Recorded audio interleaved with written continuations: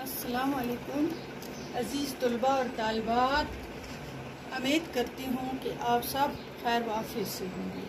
پیارے بچوں، ہم نے پچھلے صف میں پڑھا اخلاق نبی پاک صلی اللہ علیہ وسلم کے سیرت پاک کے کچھ پہلو۔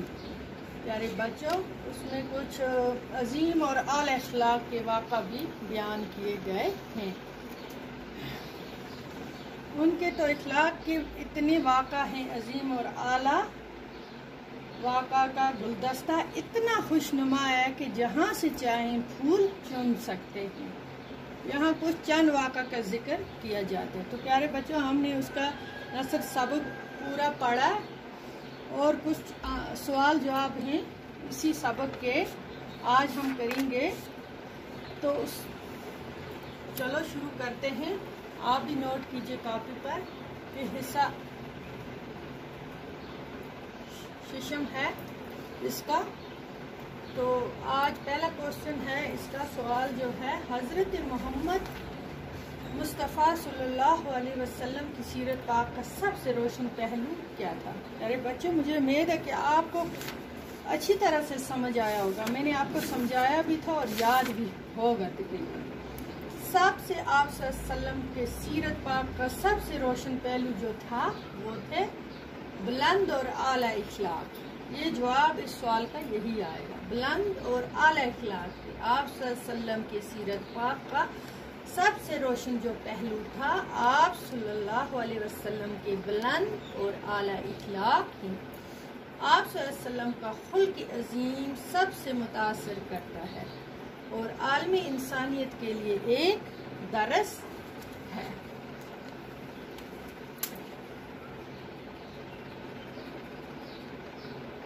درس ہے پیارے بچوں۔ دوسرا سوال ہے اس کا، اسی کتاب کا، آپ صلی اللہ علیہ وسلم نے مکہ معظمہ سے مدینہ منورہ ہجرت کیوں کی؟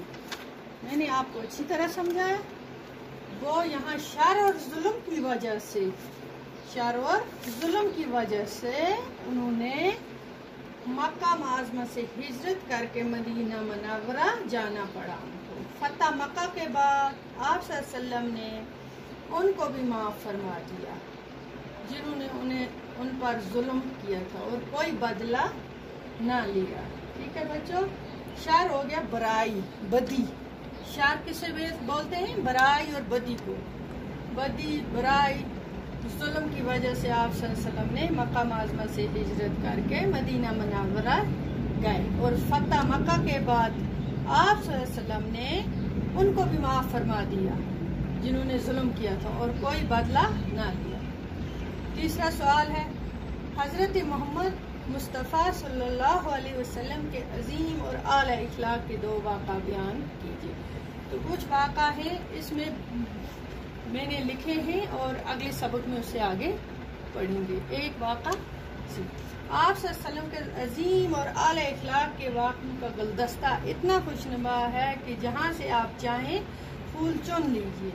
جہاں چند واقعہ کا ذکر کیا جاتا ہے اس میں کچھ چند واقعہ ہے۔ ایک بار آپ صلی اللہ علیہ وسلم سے بازار سے گزر رہے تھے۔ آپ صلی اللہ علیہ وسلم، ایک صحابی بولتے ہیں بچوں جنہوں نے حضور پاک صلی اللہ علیہ وسلم کو دیکھا ہو، جو ان کے ساتھ رہے ہو، ان کو صحابی بولتے ہیں۔ صحابی نے آپ صلی اللہ علیہ وسلم کی خدمت میں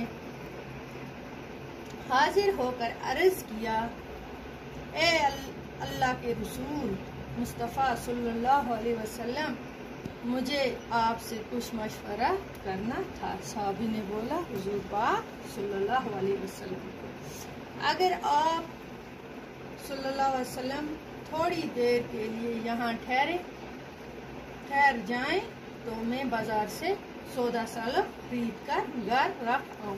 کس نے کہا؟ صحابی نے کہا حضور پاک صلی اللہ علیہ وسلم سے کہ حضور پاک صلی اللہ علیہ وسلم، مجھے آپ سے کچھ مشورہ کرنا ہے، آپ اگر ادھر ہی ٹھہریں گے، بازار میں وہ ملے ان کو، آپ صلی اللہ علیہ وسلم کو کہا ایک صحابی نے کہ میں گھر جاؤں گا، کچھ سودا لینا ہے مجھے، میں گھر جا کر یہ سودا خرید کے یہ سودا گھر چھوڑ کے واپس آؤں گا، تو آپ صلی اللہ علیہ وسلم تھوڑی دیر کے لیے یہاں ٹھہر جائیں۔ तो मैं बाजार से सौदा सलर खरीद कर घर रखाऊंगा। हुजूर पाक सल्लल्लाहु अलैहि वसल्लम ने फरमाया, मैं यहीं ठहर कर तुम्हारा इंतजार करूंगा। सहाबी को बोला, मैं यहीं ठहर कर आपका इंतजार करूंगा, जल्दी आना वापस।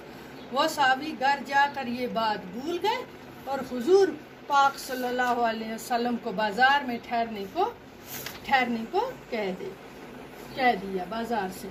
तो हुजूर पाक सल्लल्लाहु अलैहि वसल्लम ने फरमाया, मैं यहीं ठहरता हूँ, और वो सहाबी भूल गए ये बात, और हुजूर पाक सल्लल्लाहु अलैहि वसल्लम बाजार में ठहरने को कह दिया। और तीसरे दिन वो सहाबी जब बाजार आए तो देखा कि हुजूर पाक सल्लल्लाहु अलैहि वसल्लम यहीं खड़े हैं। 3 दिन से उसको भूल ही गए कि मैंने हुजूर पाक सल्लल्लाहु अलैहि वसल्लम को बोला था इंतजार। और ये इंसानियत के मोहसन हजरत मोहम्मद मुस्तफ़ा सल्लल्लाहु अलैहि वसल्लम की पाक सीरत, इफ़ाए अहद और बेमिसाल और आला इखलाक का नमूना है। प्यारे बच्चों, ये एक वाक़ा है, दूसरा वाक़ा भी इसमें है इस क्वेश्चन का, वो अगले सबक में पढ़ेंगे, क्योंकि उसमें भी कुछ इसके हैं। हमें वर्कशीट है इसका, इस किताब के कोई सवाल जवाब हैं और मुश्किल अल्फाज भी हैं, वो करेंगे हम अगले हिस्से में। ठीक है, तो अब तक के लिए खुदा हाफिज़।